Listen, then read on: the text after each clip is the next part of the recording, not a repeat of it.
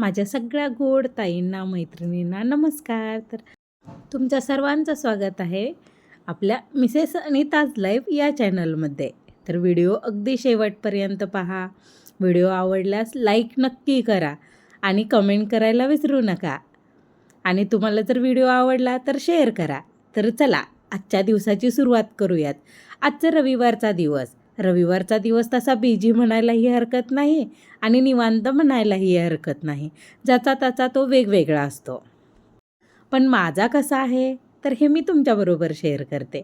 तर चला, आजची सकाळ माझी 7 वाजता झालेली आहे. 7 वाजता उठल्या मी तुम्हाला दाखवलंच. मी भांडी घासून ठेवलेली होती, पण किचनमध्ये कसं सगळा पसारा होता.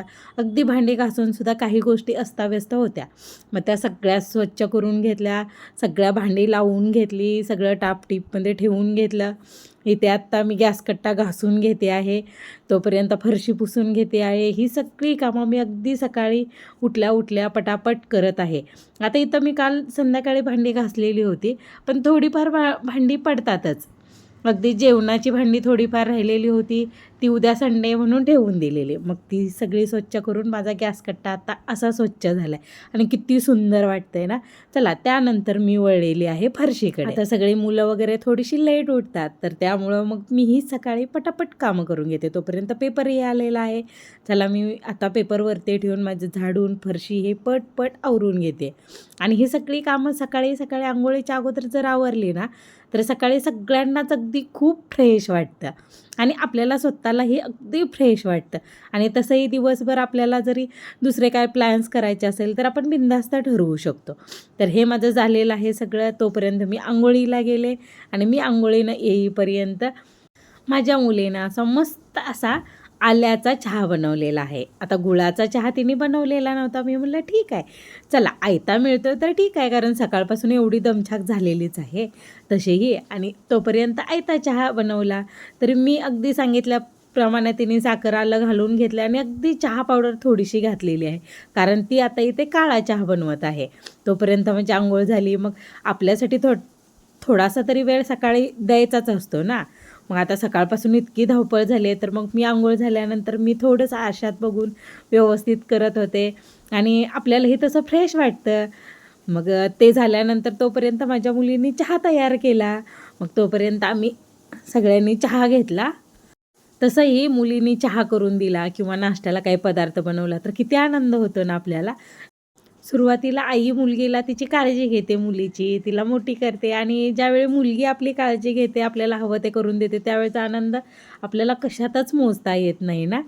अशा प्रकारे आमचं चहाचं ताट किती छान तिने सजवून ठेवलेलं आहे. आमचा चहा पिऊन मस्तपैकी झालेला आहे. चला, आता मी वळलेली आहे इकडे गॅसकट्ट्याकडे आणि इथे मी आता पटपट पोहे बनवून घेते, कारण तसाही खूप वेळ झालेला होता. स्वच्छतेत कसा वेळ निघून जातो कळतच नाही. मग झटपट होणारी रेसिपी म्हणलं तर पोहे किंवा उपीट. शिरा तसा फारसा कुणाला आवडत नाही, त्यामुळं पोहे किंवा उपीट. तर मग त्यामधले मी निवडले पोहे, जे की सगळ्यांना आवडतात. मी पटपट तयारी करून घेतली पोहेची आणि इथे फोडणी देते आहे. तोपर्यंत वेळ कसा निघून जातो कळतच नाही. आणि हे सगळं करता करता डोक्यात एक प्लॅन असतं की आज आपण काय करायचं. आपण त्याच कल्पना विश्वात असतो की आपण बाहेर गेलो तर, आपण शॉपिंग केली तर, आज आपण मूवीला गेलो तर, किंवा एखाद्या पाहुण्यांकडे गेलो तर, किंवा एखाद्या पाहुण्यांना आपण घरी बोलवले तर. असे 1 ना 1000 प्लॅन्स आपल्या मनामध्ये असतात. आणि हे करतच सकाळचं रुटीन माझं सुरू असतं. एकतर हे विचारांची मैफिल माझ्या डोक्यामध्ये रमलेली असते, नाहीतर दुसरीकडं म्हणजे रेडिओ मोठ्या आवाजात लावून ठेवायचा. ह्या दोन्ही गोष्टी मी सकाळी केले तर अगदी फ्रेश असते मी. मग त्यानंतर मी आता पोहे बनवून झाल्यानंतर आली आहे फुलं काढायला, जे की आपली देवपूजासाठी लागणार आहेत. आणि ही सगळी कामं मी खूप पटपट करत आहे, का तर मला जायचं होतं बाहेर. असे खूप सारे प्लॅन्स केलेले होते, त्यामुळं ते करत करत मग इथं फुलं आणून देवपूजाही करून घेतली. तोपर्यंत इकडे पोहे तयार झालेले आहेत आपले. तर चला, आता पोहे पण वाढून घेऊयात. पण त्याआधी म्हणलं की ही फुलं आणलेली आहेत ना, तर हे थोडीशी आपण टेबलवर ठेवून बघूयात. तसं ही फुलं मी देवाला घातलेली नाही आहेत. पण म्हणलं की ही ॲज अ डेकोरेटिव्ह म्हणून किती छान दिसतील ना, म्हणून मी ही फुलं आणली होती आणि ती पाहिल्यानंतर मी काळ्या कपमध्ये ठेवली आणि कसली मस्त वाटत होती गॅस कट्ट्यावरती. पण ही काय गॅस कट्ट्यावरती चालणार नव्हती, कारण तिथे सतत आपल्याला इकडे सामान ठेवू, तिकडे सामान ठेवू करायला लागतं. मग त्यानंतर मी ठेवली पाण्याच्या कॅनवरती. तर तिथंही ती व्यवस्थित वाटेना म्हणून परत आणून ठेवली खिडकीमध्ये आणि खिडकीमध्ये एवढी सुंदर दिसत होती. मग म्हटलं की चला त्यानंतर पोहे पटपट वाढून घेऊया. पोहे घेतले वाढून, पाणी घेतले इकडे. तोपर्यंत मुलाचा अभ्यास सुरू होता. त्याला म्हटलं चल बाबा चल उठ, पोहे खाऊन घे. मग त्यानंतर मीही पोहे घेतले. अशा प्रकारे सकाळचा आमचा नाश्ता झाला. पण त्या नाश्ता करायला मला 11 वाजले होते आणि किती लवकर उठलं तरी किती वेळ होतो कळतच नाही ना. मग म्हटलं की जरासं रेस्ट करून घेतली आणि त्यानंतर म्हटलं की चला आता जेवणाला तर लागायलाच पाहिजे, त्याशिवाय पर्यायच नाही. सुट्टी तर सगळ्यांना असते, पण गृहिणीला थोडी सुट्टी असते, तिला तर सगळ्यांच्या पोटाचं बघावंच लागतं ना. मग इकडे मी आत्ता कारलं कट करून घेतलं आहे, थोडंसं उकडून घेतलं आणि त्यानंतर थोडंसं चटणी, मीठ हे घालून घेतलं.